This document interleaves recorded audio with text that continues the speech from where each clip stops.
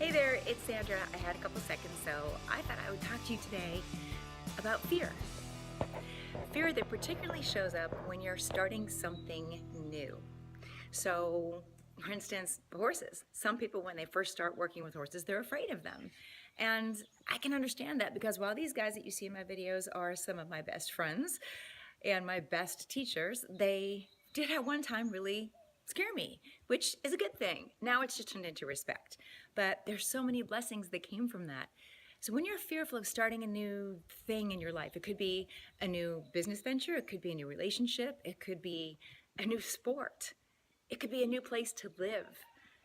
What do you do in order to kind of push yourself through that? Because the worst thing you can do is succumb to fear and just sit and do nothing. I've done that. I think we've all done that, and it's not the best choice. So what do you do? I can tell you what I do.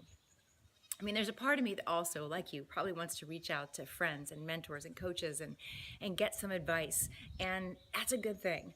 But I've learned kind of the hard way that the very first thing that I do is I check in with God upstairs and make sure that what I think is a good idea really is His idea.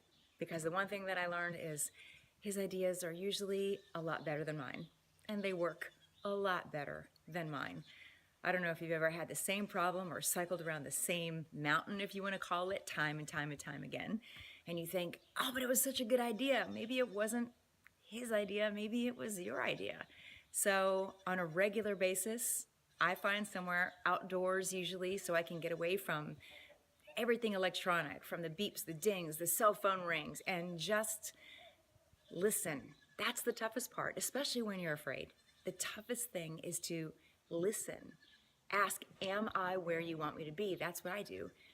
And I will get an answer back if I just sit quietly and listen. And those two things are sometimes the hardest thing for us to do. So what do you do when you have to push yourself through a fear threshold in order to start something new? I know you've done it, and maybe you're looking to do it right now. Share with me what your practice is, and have a great week.